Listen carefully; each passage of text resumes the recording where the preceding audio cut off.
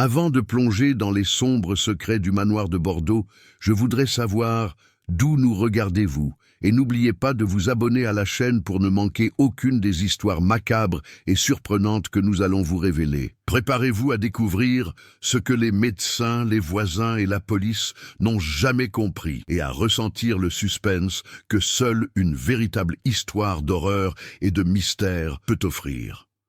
L'hôtel particulier bordelais se dressait au sommet d'une colline discrète, entourée de cyprès centenaires et de murs de pierre qui semblaient absorber les bruits de la ville. Malgré sa proximité avec des quartiers chics et des vignobles prestigieux, l'endroit restait isolé, comme s'il n'appartenait pas au lieu même qui l'entourait. Pendant des décennies, il avait été considéré comme un simple héritage silencieux de l'aristocratie française. Jusqu'à ce que son propriétaire commence à attirer l'attention pour un détail troublant, il ne dormait jamais.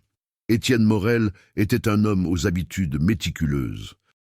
Homme d'affaires respecté dans le secteur de l'exportation de vins rares, il cultivait une image publique irréprochable, toujours élégant, ponctuel, poli, prévisible. Pourtant, quelque chose dans sa routine défiait toute norme humaine connue.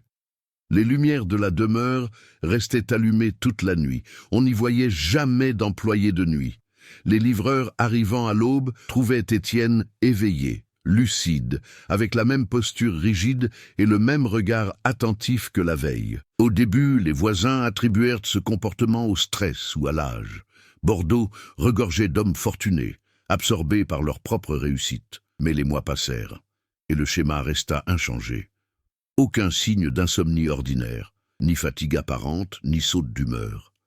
Étienne traversait le jardin à 3 heures du matin, classait des documents à 5 heures, recevait des visiteurs à 9 heures, le tout avec une précision déconcertante. Le médecin de famille, le docteur Claire Dumont, fut la première à consigner officiellement l'anomalie. Lors des examens de routine, elle ne constata aucun signe évident de privation de sommeil.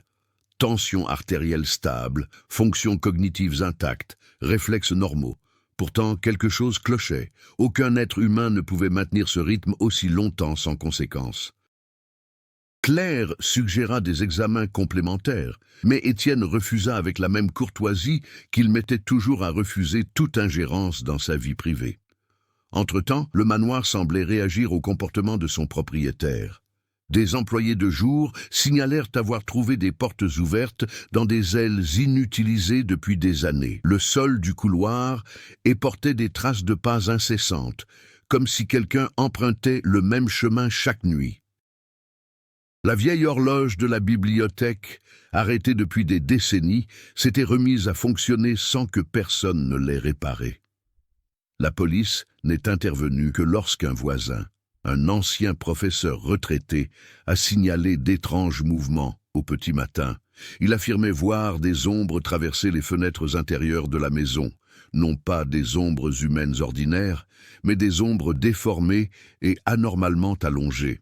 Le premier rapport a été classé comme hallucination nocturne.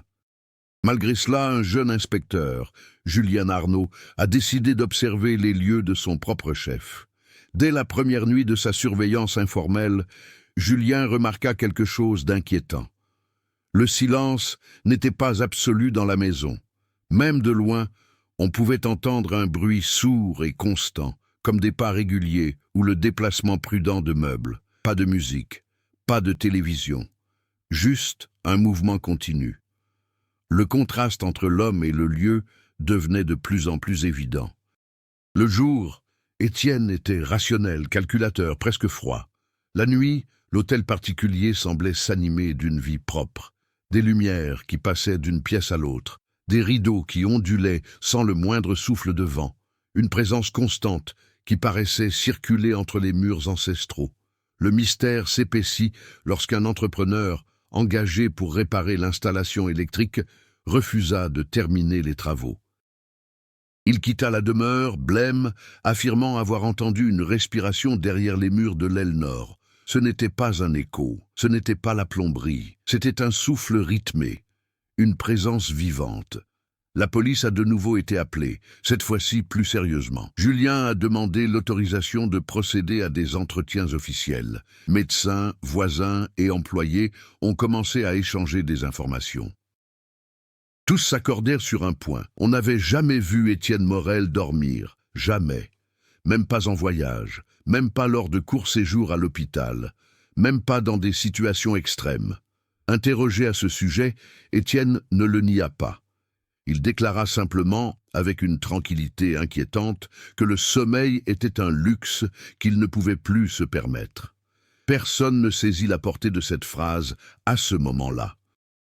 Mais le manoir, silencieux le jour et agité la nuit, semblait receler une raison ancestrale, quelque chose enfoui non seulement dans ses fondations, mais aussi dans l'histoire même de l'homme qui l'habitait. Et plus le temps passait, plus cela devenait clair. Il ne s'agissait pas d'insomnie, il s'agissait d'une question de surveillance. Quelque chose dans cette demeure exigeait que quelqu'un soit toujours éveillé. En journée, le manoir de Bordeaux paraissait simplement ancien. Ses murs de pierre claire, patinés par le temps et l'humidité de la région, n'éveillaient pas immédiatement les soupçons. Le jardin était soigné, mais sans exubérance, comme si l'on évitait délibérément toute beauté excessive. Pourtant, à y regarder de plus près, on constatait que rien n'y était dû au hasard. L'aile nord du manoir était restée fermée pendant des années. Aucun membre du personnel n'y pénétrait. Les fenêtres étaient dissimulées sous d'épais rideaux, et même en plein soleil, l'intérieur semblait plongé dans une ombre persistante. D'après les archives municipales, l'architecte d'origine avait conçu cette aile comme un espace de préservation historique, car le terrain avait appartenu à une famille impliquée dans des scandales judiciaires à la fin du XIXe siècle. Des morts jamais élucidées, des affaires classées sans suite. Étienne Morel connaissait cette histoire mieux que quiconque. Il avait hérité du manoir de son grand-père, qui à son tour l'avait reçu suite à un accord tacite entre familles influentes de la région. Dès son plus jeune âge, Étienne avait appris qu'il valait mieux ne pas poser certaines questions. Le manoir n'était pas qu'une simple demeure, c'était une responsabilité. Le docteur Claire Dumont commença à se rendre plus régulièrement à la maison, officiellement pour surveiller la santé d'Étienne, mais en réalité par souci professionnel. Elle remarqua des détails qui dépassaient le cadre de l'examen clinique. Le léger délai de réponse lorsqu'on évoquait l'aile nord, la façon dont Étienne évitait de tourner le dos au couloir sombre, le réflexe qu'il avait de régler les portes et les serrures systématiquement avant le coucher du soleil. Julien Arnaud, le jeune inspecteur, approfondit son enquête en interrogeant des Bordelais de longue date. Une dame qui avait toujours vécu près de la colline raconta que, enfant, elle avait entendu des histoires à propos de la maison qu'il fallait surveiller. Il n'était pas question de fantômes, il était question de quelque chose de bien pire, une vieille erreur qui n'avait jamais été corrigée. Des documents retrouvés dans les archives municipales ont révélé que par le passé, le manoir avait fait office de sanatorium privé, à l'abri des regards de l'État. Les personnes jugées encombrantes, héritiers problématiques, épouses rebelles, enfants trop indiscrets, y étaient isolées. Nombre d'entre elles n'en sont jamais reparties officiellement. Leurs noms ont disparu des registres d'état civil. L'antagonisme dans cette histoire ne se manifestait pas chez un personnage en particulier, mais dans la structure même du manoir et tout ce qu'il représentait. Étienne n'était ni un méchant, ni une victime ordinaire. Il était le dernier maillon d'un pacte tacite, forgé des générations auparavant. Un homme qui s'était donné pour mission de préserver un secret bien gardé. Les employés de jour ont remarqué que certains espaces semblaient réagir à la présence humaine. Des objets bougeaient légèrement. L'air se refroidissait dans certains couloirs. Un jardinier a rapporté qu'alors qu'il taillait un arbre près de l'aile nord, il avait ressenti un malaise soudain, comme s'il était observé de très près. Claire, de plus en plus inquiète, commença à recouper les données médicales avec les récits historiques. Elle fit une découverte troublante. Tous les précédents propriétaires du manoir avaient présenté le même comportement durant leurs dernières années. Une diminution drastique du sommeil, une vigilance constante et un isolement progressif. Aucun d'eux ne mourut paisiblement. Aucun d'eux ne s'éteignit dans son sommeil.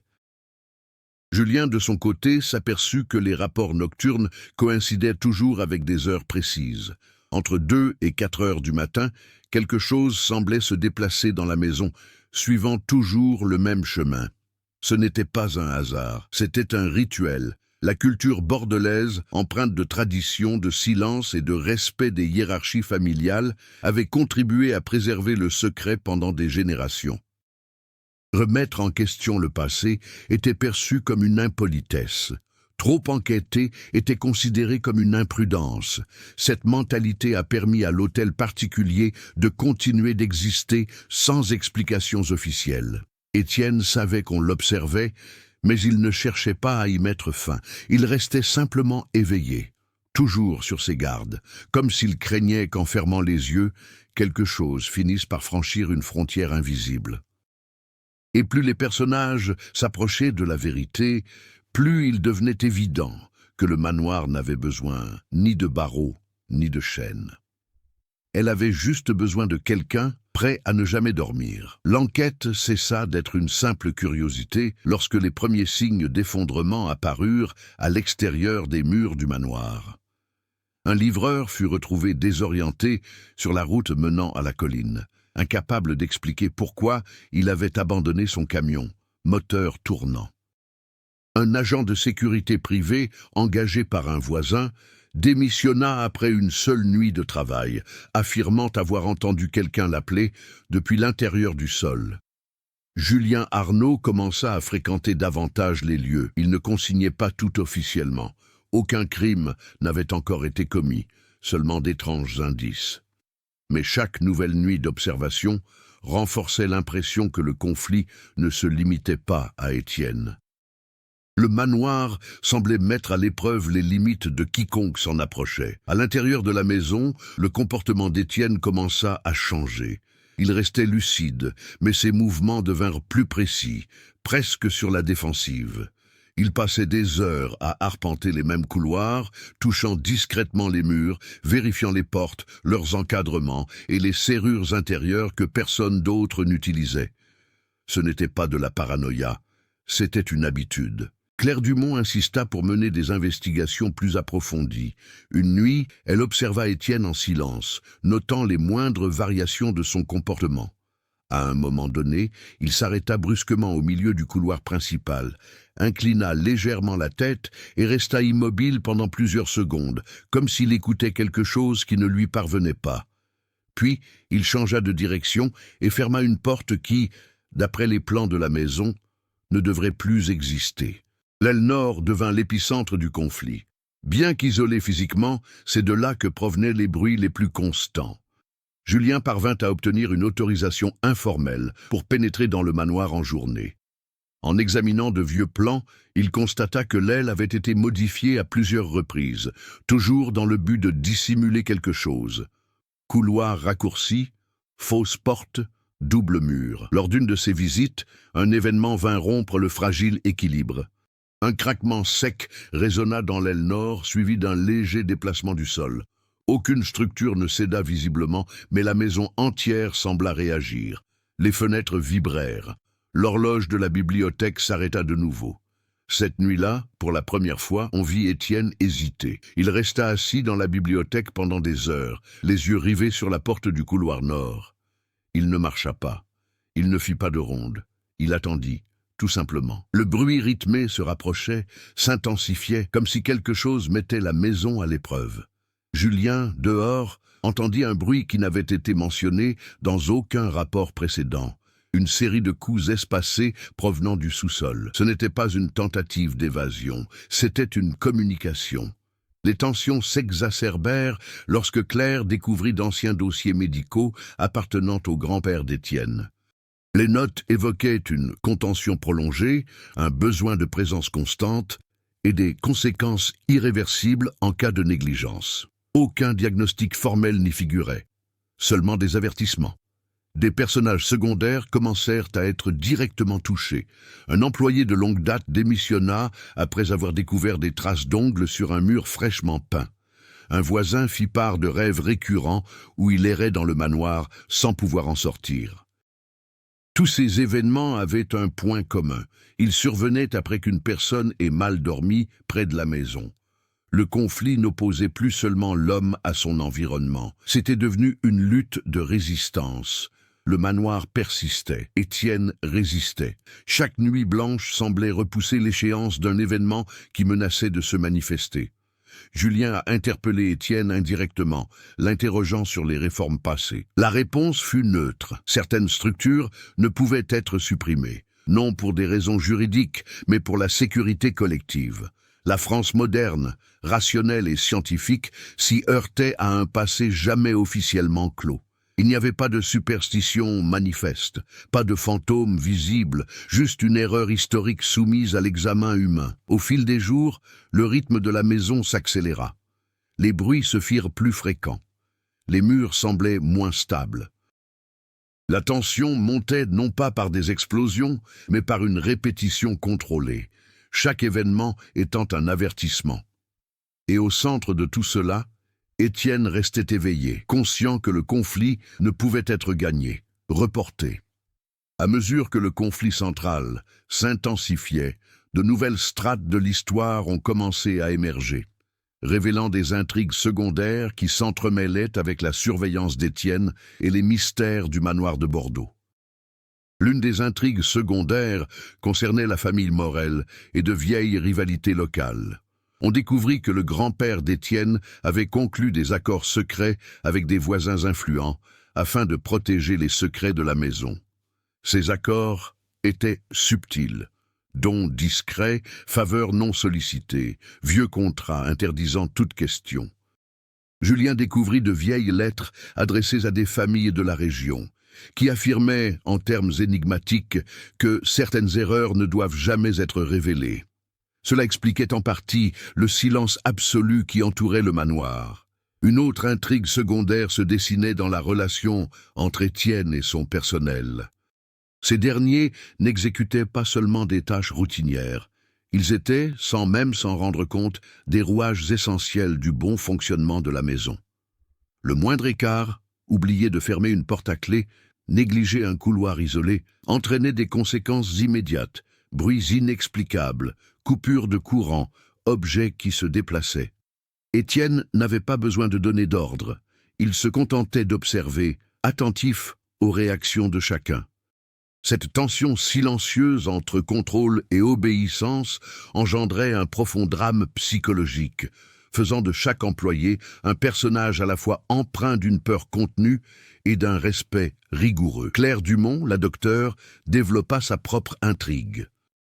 Bien qu'initialement préoccupé uniquement par la santé d'Étienne, son rôle évolua vers une réflexion éthique. Dans quelle mesure la responsabilité médicale pouvait-elle interférer avec ce qui ressemblait davantage à un rituel qu'à une pathologie? Elle commença à étudier de vieux documents, analysant les schémas d'insomnie prolongée et de vigilance constante dans le contexte historique français. Elle découvrit des archives de familles qui pratiquaient des protocoles similaires, maintenant leurs membres éveillés pendant de longues périodes sous prétexte de protection et de préservation des secrets. Il était troublant de constater que cette pratique n'était pas isolée. La présence de Julien compliquait encore la situation. À chaque visite, il recueillait des indices qui semblaient être les fragments d'une histoire plus vaste, comme si chaque détail du manoir laissait délibérément des traces.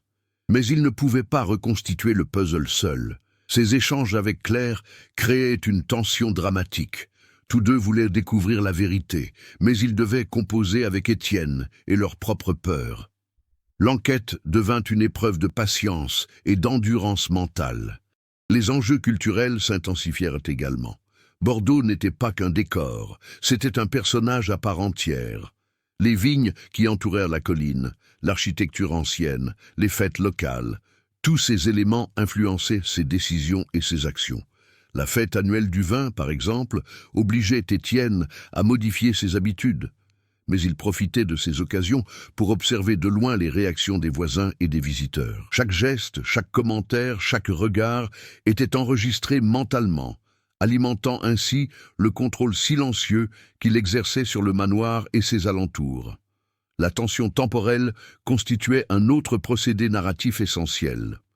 L'horloge semblait dicter le rythme des actions. Certains événements ne se produisaient qu'à des moments précis, le bruit de pas dans l'aile nord, les vibrations dans les vieux couloirs, le grincement des portes. Cette précision conférait au récit une urgence constante. Les personnages devaient réagir vite, interpréter des signes subtils et adapter leur comportement sous peine de déclencher des conséquences imprévisibles.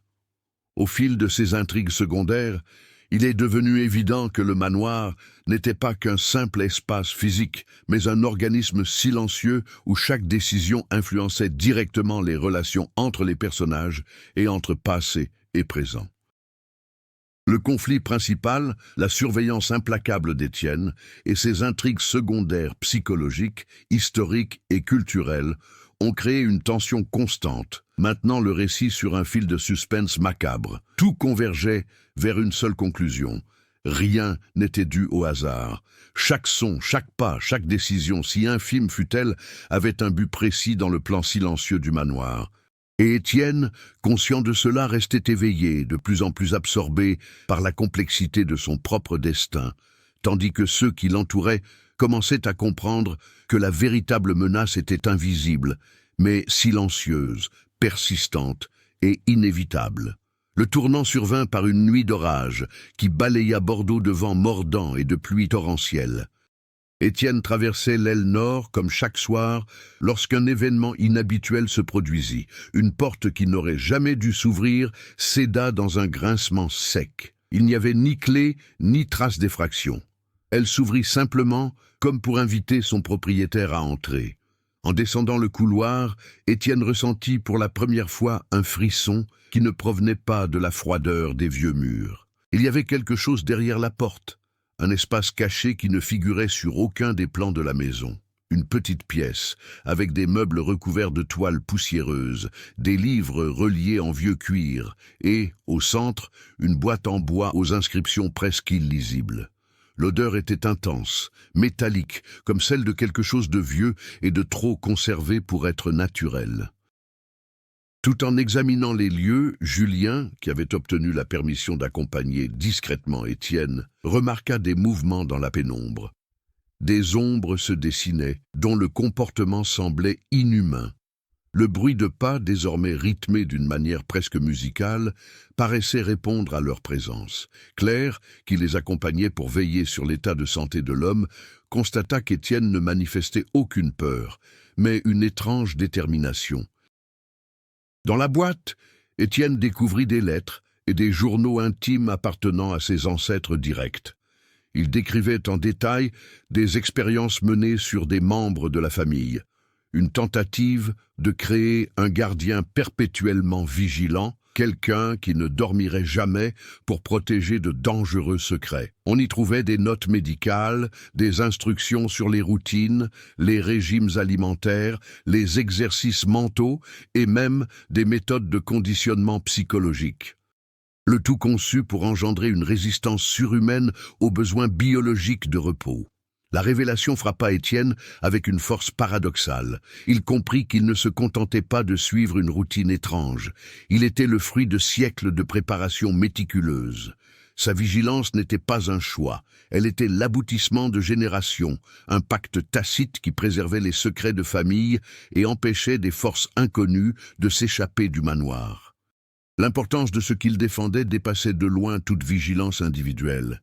C'était un héritage de protection et de crainte ancestrale.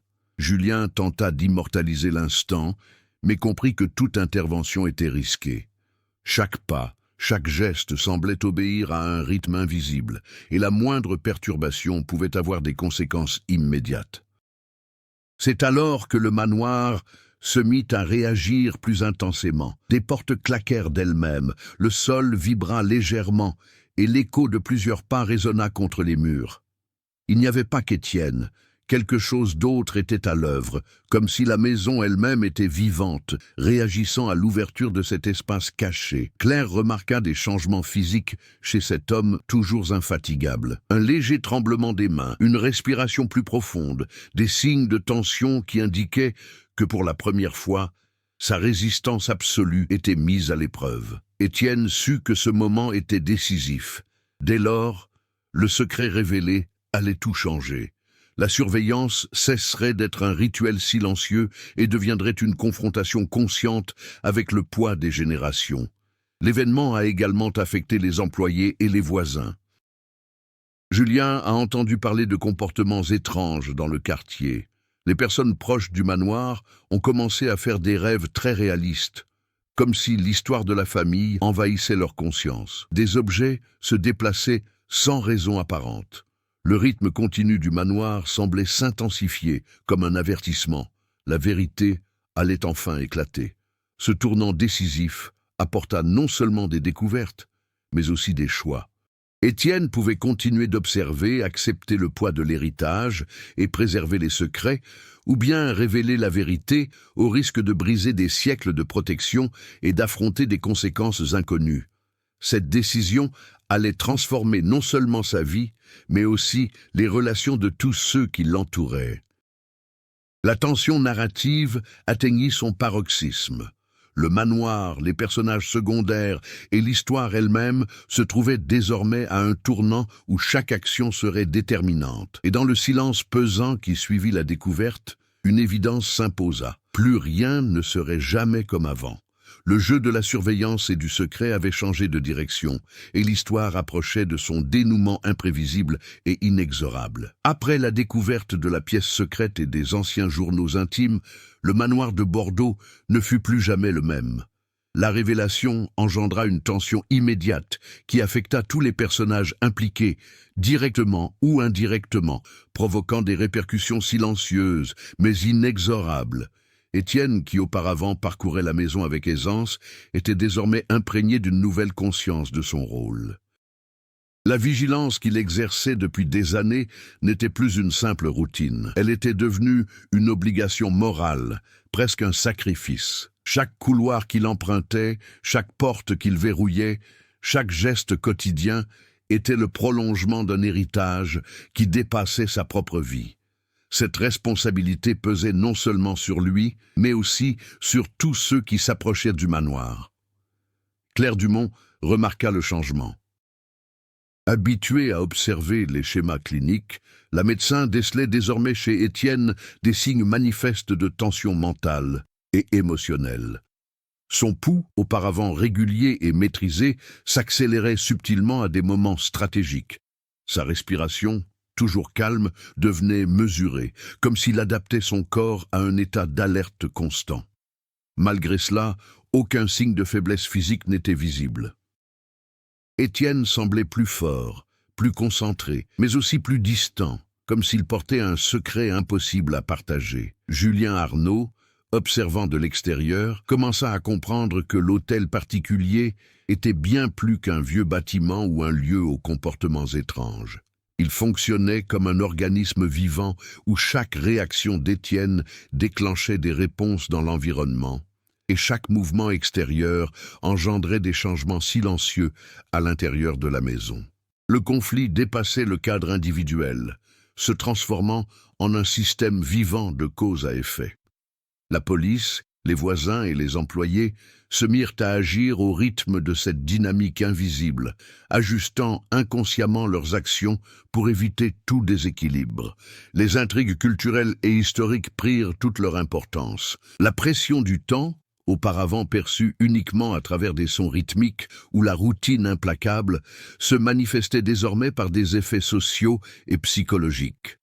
Un voisin confia avoir passé des nuits entières à tenter de déchiffrer les schémas qui se déroulaient dans le manoir, en proie à une fatigue et une anxiété inexplicables. Les employés commencèrent à discuter discrètement entre eux, révélant de vieilles craintes qui, jusque-là, n'étaient que des murmures isolés. Le manoir ne se contentait pas de receler des secrets, il les amplifiait, mettant à l'épreuve la résilience de tous ceux qui franchissaient ses frontières. Étienne était en proie à des conflits intérieurs inédits.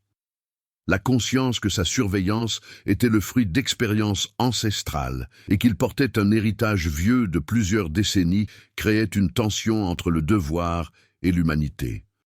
Il se sentait coupable de perpétuer une tradition qui avait fait souffrir ses ancêtres, mais il reconnaissait aussi qu'abandonner cette surveillance risquait de libérer des forces inconnues, potentiellement dangereuses, comme le laissaient présager les récits historiques et le comportement même du manoir. Claire, pour sa part, sentait que son rôle dépassait celui d'un médecin. Elle commença à réfléchir aux limites de l'éthique et de la science, face à des phénomènes qui ne pouvaient être pleinement expliqués par la raison. Ses notes devinrent plus détaillées et chaque observation clinique fut accompagnée de données comportementales et psychologiques. Elle aborda Étienne avec prudence, consciente que toute intervention directe risquait de perturber l'équilibre fragile du foyer et d'entraîner des conséquences imprévisibles. Julien, confrontant discrètement Étienne à son passé et à ses actes, comprit que le manoir révélait sa véritable nature, gardien silencieux des erreurs passées, exigeant sacrifice, attention constante et vigilance. Les tensions extérieures, voisins, employés, autorités, se mêlaient désormais aux tensions intérieures d'Étienne, créant un réseau complexe de réactions et de conséquences. Les nuits suivantes furent marquées par de petits incidents symbolisant cette transformation. Les sons rythmiques s'intensifièrent, des objets se déplaçaient subtilement et parfois des lumières s'éteignaient sans raison apparente. Tout indiquait que le manoir ne se contentait pas de réagir aux actions humaines, mais amplifiait aussi le poids de l'héritage porté par Étienne. Le point crucial de ces conséquences résidait dans une perception unanime. Désormais, rien ne serait anodin. Chaque action, chaque décision, chaque geste revêtait un poids moral, historique et psychologique. Étienne n'était plus seulement le protagoniste. Il était le pivot d'un système vivant, dont la survie dépendait de la vigilance et de la compréhension constante de l'histoire qui l'avait précédé. Ainsi, tous les participants commencèrent à réagir de manière stratégique, silencieuse et mesurée, conscients que le manoir observait, jugeait et réagissait, maintenant la tension à la frontière entre contrôle et chaos. La pression constante du manoir bordelais commença à transformer Étienne de manière subtile mais irrévocable. Jusque-là, sa vigilance était mécanique, une répétition quotidienne de pas, de portes verrouillées et d'inspections silencieuses. Après ce tournant, cependant, il comprit que la survie de la maison et la protection des secrets de famille dépendaient non seulement de l'endurance physique ou d'une attention soutenue, mais aussi d'une compréhension profonde et d'une action stratégique. Le premier changement significatif fut d'ordre psychologique. Étienne commença à observer des schémas de comportement au sein même de la demeure, comprenant que les sons rythmiques, les vibrations des planchers et les portes qui s'ouvraient d'elles-mêmes n'étaient pas le fruit du hasard. Ils révélaient des zones d'instabilité, des lieux où l'héritage historique se manifestait avec plus d'intensité. Il apprit à interpréter des signes subtils, à anticiper les événements et à agir avant que la situation ne dégénère. Cette maîtrise croissante des lieux représentait une forme d'épanouissement personnel.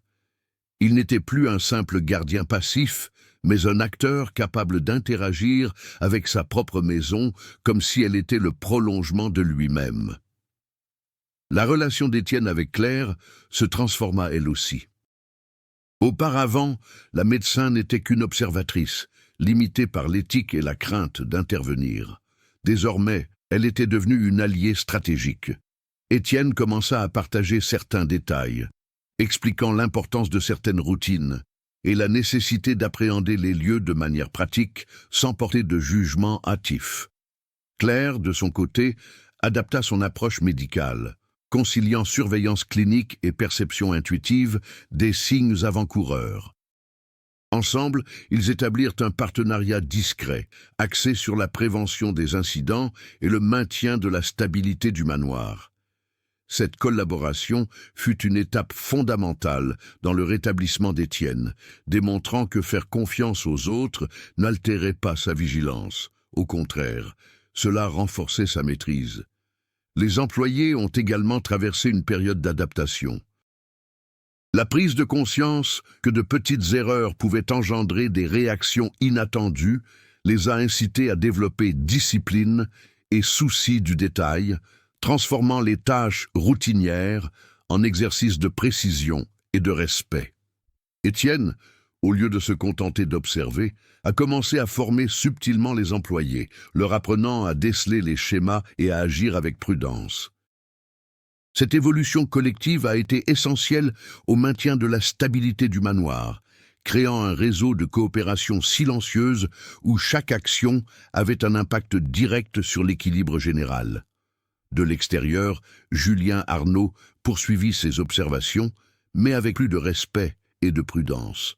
Il comprit que les interactions agressives ou les tentatives d'intervention directe étaient inefficaces. Étienne, quant à lui, avait appris à trouver le juste équilibre entre vigilance et diplomatie. Julien, de son côté, apprit à interpréter des signes subtils, tels que des changements de comportement autour de la maison, des incidents nocturnes mineurs et des témoignages de voisins, s'intégrant ainsi à la dynamique de manière non intrusive. Le plus grand défi, cependant, était intérieur. Étienne devait faire face au poids de siècles d'histoire et des choix ancestraux.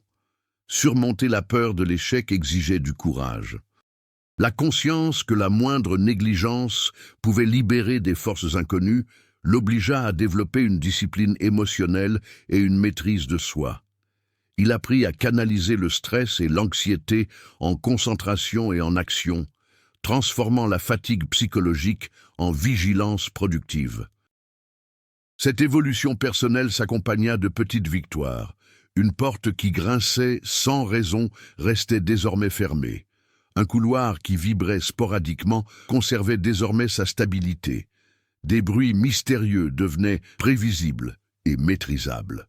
L'apprentissage d'Étienne comprenait également la maîtrise de sa propre routine de sommeil partiel. Il découvrit comment atteindre de brefs états de repos, presque méditatifs, sans pour autant renoncer totalement à la vigilance.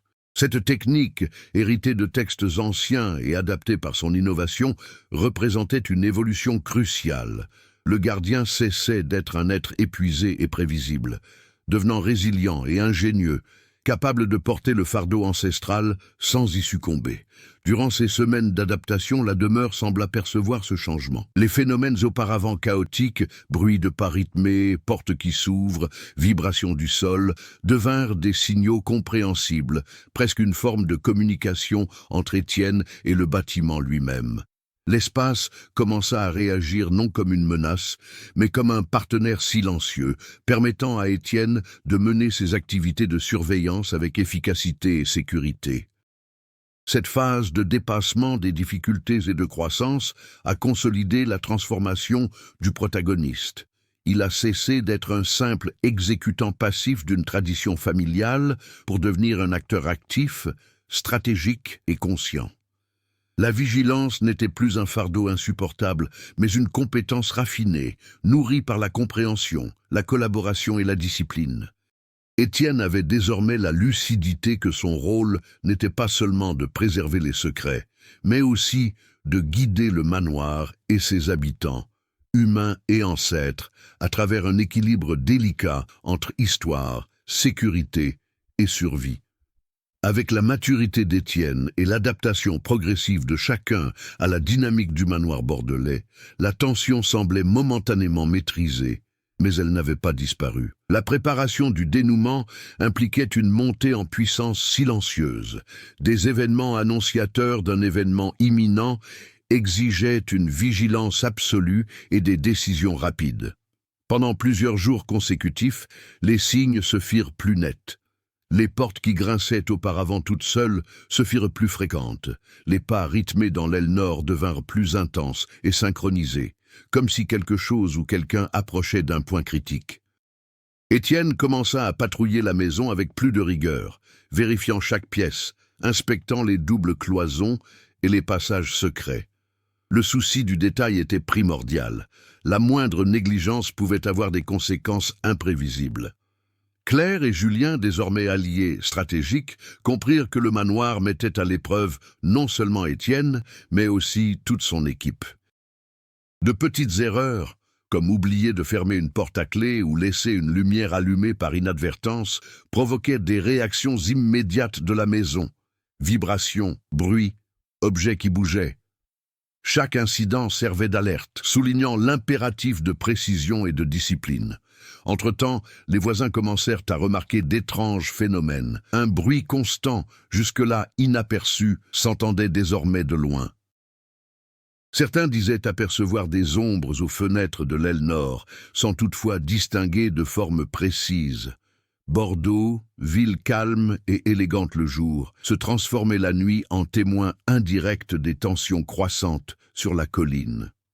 Les intrigues personnelles s'intensifièrent également. Étienne était en proie à un conflit intérieur, rongé par la peur de trahir l'héritage familial. Claire cherchait un équilibre entre éthique et nécessité pratique, tandis que Julien était confronté à la difficulté d'appréhender un phénomène inexplicable. Chacun de ces défis individuels s'entremêlait au conflit principal, tissant un réseau complexe d'interdépendance qui conférait profondeur et urgence au récit. Le protagoniste commença à développer de nouvelles stratégies de contrôle. Il comprit que certaines zones du manoir agissaient comme des catalyseurs d'événements mystérieux. Modifier la position des objets, verrouiller les portes à des moments précis et ajuster l'éclairage dans certaines pièces réduisait l'intensité des manifestations inexplicables. Cette interaction intelligente avec l'environnement représentait un progrès significatif. Étienne cessa de réagir passivement et prit les rênes, apprenant à anticiper les schémas et à influencer le cours des événements. L'urgence du temps se faisait plus pressante. L'horloge de la bibliothèque, dont le fonctionnement avait été jusque-là erratique, semblait désormais synchroniser les événements, tel un métronome silencieux au rythme de la tension croissante. Étienne se servait de ce rythme pour coordonner ses actions, anticipant les signaux provenant du manoir et ajustant chacune de ses précautions.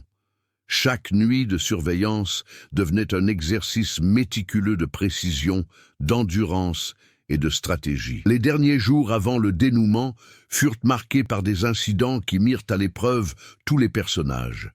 Les objets se déplaçaient avec une intelligence presque palpable, les ombres semblaient suivre des trajectoires prévisibles et l'air était chargé d'une énergie communicative. Étienne comprit que le point culminant de l'histoire approchait et qu'il aurait besoin de toutes ses ressources mentales, physiques et émotionnelles pour y faire face.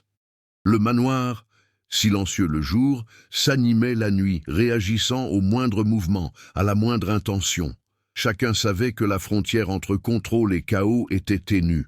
La préparation du dénouement exigeait une discipline de fer, du courage et une compréhension profonde du passé et du présent. La tension accumulée durant des semaines de surveillance avait atteint un point critique où le moindre geste pouvait avoir des conséquences inattendues, positives ou catastrophiques. Ainsi, le manoir de Bordeaux, avec son histoire de secrets ancestraux, sa vigilance implacable et sa complexité psychologique, se préparait au moment décisif. Tout était en place pour que le dénouement révèle non seulement les trésors de la maison, mais aussi la véritable nature d'Étienne, gardien, stratège et protagoniste d'un héritage qui a traversé les générations. La nuit était enfin tombée. Une violente tempête faisait rage sur Bordeaux, les vents glacials agitaient la cime des arbres et la pluie transformait les allées de pierre en torrents glissants. L'hôtel particulier bordelais semblait vibrer d'une énergie propre, comme s'il pressentait que l'heure fatidique avait enfin sonné. Chaque couloir, chaque porte, chaque ombre attendait en silence, prête à réagir aux gestes d'Étienne. Le dénouement commença dans l'aile nord. Étienne, désormais pleinement conscient de son rôle, descendit le couloir menant à la pièce secrète révélée quelques jours auparavant. Les pas rythmés, qui lui avaient paru incompréhensibles auparavant, guidaient maintenant ses décisions. Il reconnaissait des schémas dans les bruits et les vibrations du sol, interprétait les ombres comme des signes, et se mouvait avec une précision quasi chorégraphiée. Chaque geste était mesuré, planifié, comme s'il s'agissait d'un rituel ancestral, mais exécuté avec une intelligence moderne. Soudain, le sol trembla sous ses pieds, et des portes, restées stables jusque-là, claquèrent violemment. L'énergie du manoir sembla se concentrer en un point précis, amplifiant le poids de siècles de secrets. Étienne pénétra dans la pièce secrète, confronté à une peur à la fois physique et symbolique, la révélation finale de l'héritage familial. Dans la pièce, il retrouva la boîte en bois qu'il avait déjà explorée, mais cette fois-ci, elle s'ouvrait différemment. À l'intérieur, outre des lettres et des journaux intimes, se trouvaient des documents détaillant une pratique ancestrale encore plus sombre qu'il ne l'avait imaginée. La manipulation du sommeil humain pour maintenir certains secrets scellés au sein du manoir. Le gardien ultime, lui-même, faisait partie d'un mécanisme qui non seulement protégeait les informations, mais empêchait également des forces inconnues de se libérer. À cet instant, les sons rythmiques qui accompagnaient Étienne s'intensifièrent et commencèrent à se transformer en une sorte de chœur presque humain, une manifestation sonore des générations passées. L'air devint dense, chargé d'énergie, et les ombres commencèrent à prendre des formes plus nettes, comme des spectres contenus par la vigilance qu'ils maintenaient. Étienne avait compris l'enjeu ultime. Il lui fallait affronter non seulement l'héritage ancestral, mais aussi les manifestations en quête de liberté. Cette action exigeait une coordination précise entre l'esprit, le corps et la perception de l'environnement. Il ferma des portes stratégiques, ajusta l'éclairage et positionna des objets clés pour modifier le flux énergétique du manoir, suivant les instructions héritées des journaux intimes, mais adaptées selon sa propre logique. Claire et Julien, discrètement postés, observaient sans intervenir, prêts à se manifester au besoin. Chaque mouvement d'Étienne provoquait des réactions dans le manoir. Les portes qui claquaient d'elles-mêmes restaient en place. Les pas invisibles devenaient plus prévisibles. Les ombres s'estompaient. C'était un jeu de contrôle et de résistance, où seule l'intelligence, la discipline et le courage du protagoniste pouvaient maintenir l'équilibre. Au moment le plus critique, une double porte de l'aile nord s'ouvrit violemment, libérant une énergie qui semblait vouloir se répandre dans toute la maison. Étienne s'avança, affrontant la pression physique et psychologique, et se positionna précisément au centre de la pièce secrète. Là, dans un acte symbolique et stratégique, il combina gestes, paroles et mouvements qui, selon les traditions ancestrales, étaient nécessaires pour consolider l'ultime protection. La réaction du manoir fut immédiate. Les sons rythmiques cessèrent brusquement. Un calme presque surnaturel s'empara des lieux et les ombres se dissipèrent peu à peu. On eut l'impression que tout l'édifice respirait à l'unisson avec Étienne, reconnaissant son autorité et sa plénitude. À cet instant, une transformation visible s'opéra chez le protagoniste. Il n'était plus ni épuisé ni apeuré. Sa posture, son regard et ses gestes exprimaient l'assurance de celui qui comprenait son rôle et maîtrisait la complexité du système dans lequel il évoluait. Il était devenu le gardien par excellence, capable de préserver les secrets du manoir de Bordeaux sans perdre ni son humanité ni sa raison. Alors que la tempête se calmait à l'extérieur, un silence absolu régnait dans le manoir.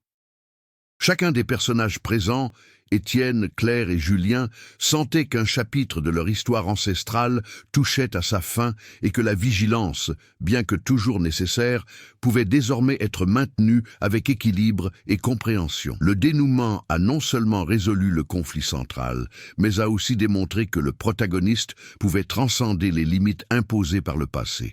Non seulement il a survécu, mais il a évolué, transformant la pression et la peur en actions décisives, en intelligence stratégique et en une maîtrise totale de la situation. Le dénouement passé, le manoir de Bordeaux entra dans une période de relative stabilité.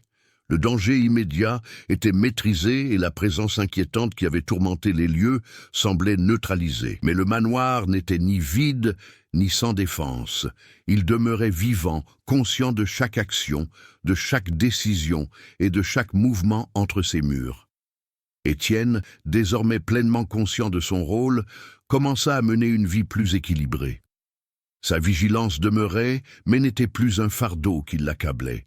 Il avait appris à interpréter les signes, à anticiper les événements et à agir avec stratégie, transformant sa peur en maîtrise et en compréhension.